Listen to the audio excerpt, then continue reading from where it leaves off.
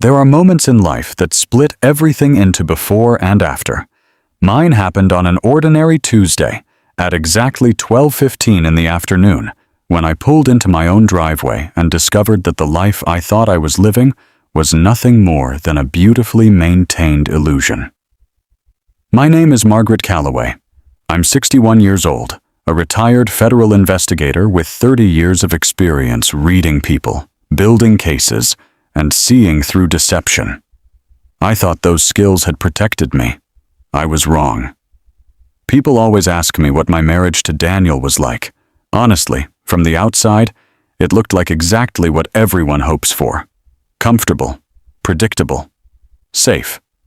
We had been together for 31 years, raised a daughter named Sophie, watched her grow into a remarkable woman who married a man named Ethan Prescott 4 years ago. We had family dinners every Sunday. We had holiday traditions and anniversary rituals, and the kind of shared shorthand that only comes from decades spent beside the same person. Daniel was 64, recently retired from a career in civil engineering. I had stepped away from federal service 2 years before him, drawing a pension of $3,600 a month. Between his retirement income and the part-time consulting work I occasionally took on, we were comfortable in our colonial-style home on Birchwood Lane. Nothing flashy, nothing ostentatious. Just a quiet life that I believed, wholeheartedly and naively, that we had both chosen together. The morning of the Tuesday that changed everything was so embarrassingly normal that I almost laugh thinking about it now.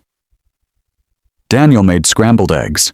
I drank my second cup of coffee standing at the kitchen window, watching the neighbor's cat stalk something through the flower beds. Daniel kissed my cheek before I drove to my old friend Patricia's house for what was supposed to be a morning of helping her sort through some estate paperwork. We were done by 11:30, earlier than expected, and since I was only 15 minutes from home, I decided to swing by and grab the leftovers from the pot roast I had made the night before. I pulled into our driveway at 12:15. Daniel's truck was there, which surprised me. He had mentioned going to the hardware store that morning. I assumed he had already come and gone. I used my key quietly, the way you do when you're trying not to disturb someone who might be resting. The house felt strange the moment I stepped inside, though I couldn't have told you why in that moment. Something in the air was different. Some frequency had shifted. I moved through the entryway toward the kitchen, and through the large window that faced our backyard, I saw them. Daniel was in the pool, and so was Ethan. For about 5 seconds, my brain worked very hard to construct an innocent explanation. Maybe Ethan had stopped by. Maybe something had happened with Sophie. Maybe this was just two men cooling off on a warm afternoon. But I had spent 30 years reading crime scenes, and the body language I was witnessing had nothing innocent written anywhere in it. They weren't just sharing the pool. I won't describe it in detail, because even now, 2 years later, the image carries a weight I would prefer not to hold for too long. What I will tell you is that what I witnessed between my husband of 31 years and the man who had married my only daughter was unmistakable, undeniable, and absolutely devastating. My legs stopped working properly. I grabbed the edge of the kitchen counter and stood there, frozen, watching through the window while my entire understanding of my own life quietly collapsed. How long had this been going on? How many Sunday dinners had I sat across from both of them, completely blind?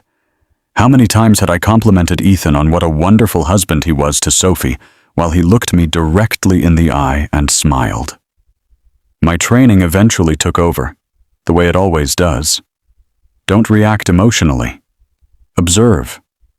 Document. Plan. I had spent 3 decades telling young investigators that the worst thing you can do at a crime scene is let your feelings contaminate your thinking. I walked away from the window. I moved through my own house on autopilot, my mind already shifting into the cool, methodical mode that had served me through 30 years of federal work. I ended up in our bedroom. Everything looked exactly as it had when I left that morning. The bed was made. Daniel's reading glasses sat on his nightstand beside the mystery novel he had been working through for 3 weeks. My jewelry was arranged on the dresser exactly as I had left it. The room looked like evidence of a normal, functioning marriage. And then I saw the bottle on the nightstand. On Daniel's side, partially tucked behind the lamp. A small bottle of personal lubricant, the kind we had not used together in longer than I cared to admit. The kind he had dismissed as unnecessary the last time I had suggested it, claiming it was an overcomplication of something that should be natural. He had told me that, while apparently keeping a bottle readily accessible for someone else. Something moved through me in that moment that I don't have a perfect word for. It was grief and fury, and a kind of cold clarity, all arriving simultaneously. The hurt was overwhelming, but underneath it, something else was sharpening. Something focused. Something that, after 30 years in federal investigation, felt very familiar. I walked to the storage room where I kept supplies from my last renovation project. Among the organized shelves of materials, I found a tube of industrial-grade epoxy adhesive, the kind with the warning label on the back, recommending immediate medical attention upon skin contact. I returned to the bedroom. I carefully emptied the small bottle, refilled it with the clear adhesive, and replaced it exactly where I had found it, oriented the same direction, at the same angle. Then I slipped out through the connecting bathroom, locked the bedroom door from the inside handle, and closed it behind me. If they wanted privacy, they were about to get more of it than they planned for. I went back to the kitchen. I made myself a cup of tea. I sat at the table where Daniel and I ate breakfast every single morning, and I waited. Through the window, I could see them still in the pool, still unaware. I thought about 31 years. I thought about the first apartment we shared, the way we had argued about paint colors and laughed about our terrible cooking and built something together from nothing. I thought about the morning Sophie was born, how Daniel had cried in the hospital hallway, and how I had loved him more in that moment than I ever had before. I thought about all of it, and I let myself feel the full weight of what was being destroyed. And then I finished my tea. The clock on the microwave said 12:48. It wasn't long after that when the screaming started. It began as muffled confusion from upstairs, then escalated quickly into genuine panic. Daniel's voice, high and frantic in a way I had never heard from him in 31 years. Ethan's voice, sharp with pain, the sound of furniture moving, of things falling. And then Daniel, shouting for help. I picked up the phone and called emergency services with exactly the right amount of measured concern in my voice. "I need help at 1847 Birchwood Lane. I just arrived home, and I can hear my husband calling for help from upstairs. The bedroom door appears to be locked, and I can't get to him." 12 minutes later, our quiet street had been completely transformed. Fire truck, 2 ambulances, a police cruiser. Neighbors gathered on the sidewalk. My next-door neighbor Donna stood on her front porch with her reading glasses still on, squinting toward my house, as if she couldn't quite believe what she was seeing. I met the emergency responders at the door, the concerned wife who had just come home to a crisis she didn't understand. The firefighters broke through the bedroom door. What they found inside, I was told later, was something that the lead paramedic described to her colleagues as a situation she had genuinely never encountered in 14 years of service. Daniel and Ethan had discovered the adhesive too late. They had managed a partial separation, but not without significant chemical bonding to various anatomical locations, and not without the kind of injury that requires professional medical intervention and a very long explanation to the attending physician. The expressions on their faces when they saw me standing in the doorway were worth every single second of the past 2 hours. Daniel was transported to the hospital. Ethan, attempting to walk with as much dignity as he could while sporting fresh bandages in creative locations, followed in a separate vehicle. I told the paramedics I would meet them there. I did not go to the hospital. Instead, I sat in my living room, in the quiet that followed the departure of every emergency vehicle, and I began to think about what came next. Sophie arrived 40 minutes later. She walked through my front door without knocking, which she has done since she was 17. But this time her face carried something I had never seen on it before, a kind of brittle, fractured confusion. She was still in her work blazer from the marketing agency where she spent her days, and she looked like someone who had received a phone call that had reorganized her entire understanding of reality. "Mom," she said, "Ethan called me from the hospital. He said there was some kind of accident. He said you were there. He wouldn't tell me what happened." I looked at my daughter, 28 years old, the person I love most completely in this world, and I made a choice about how to proceed. "Sit down, sweetheart," I said. I told her simply, not cruelly, not with embellishment, just clearly and directly the way I had always tried to tell her difficult things, even when she was small and the difficult things were smaller. I told her what I had seen through the kitchen window. I told her what I had found on the nightstand. I told her that her husband and her father had been meeting in our home, and that today was not the first time. Sophie sat very still for a long time after I finished. Then she said quietly, "How long?" And I told her that was one of the many things I intended to find out.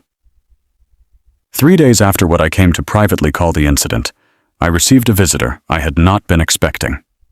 A man in a well-pressed suit rang my doorbell at 10 in the morning, carrying a leather briefcase and an expression of careful professionalism.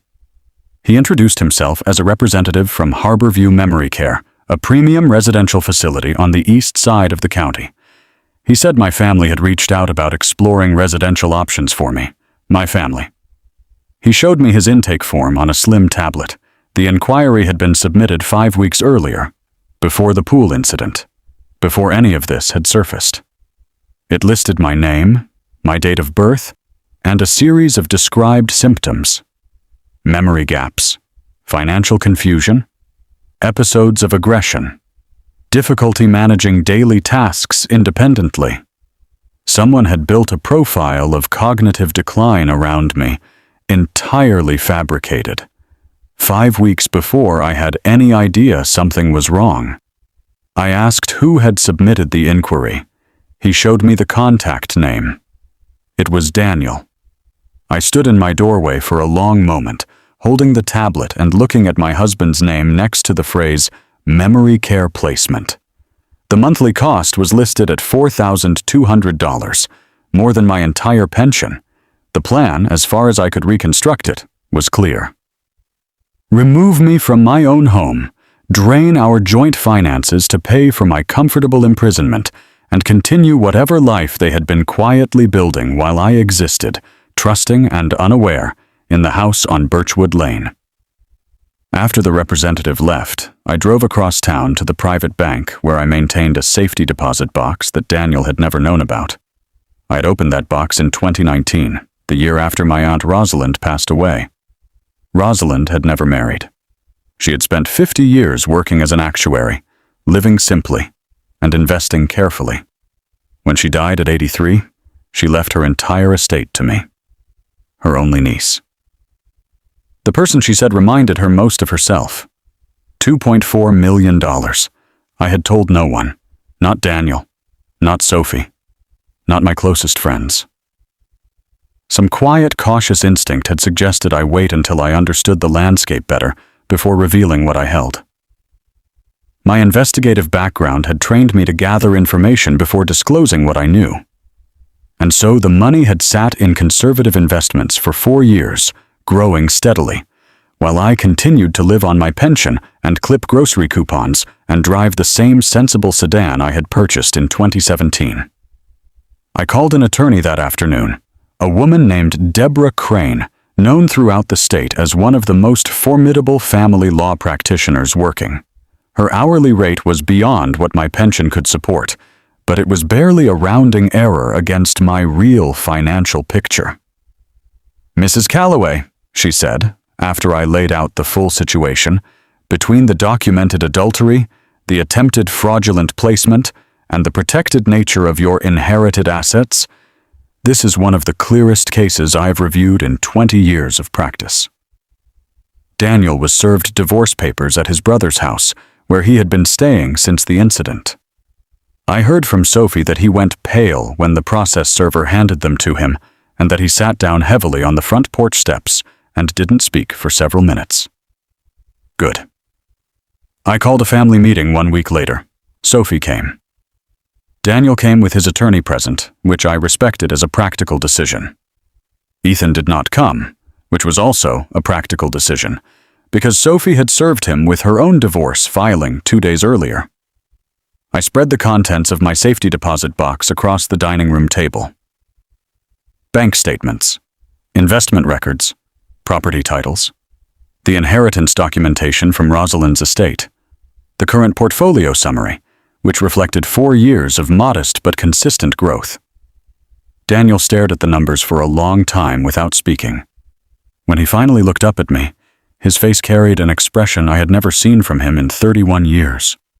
Not guilt, exactly. Something more complicated than that. A terrible reckoning. "Margaret," he said.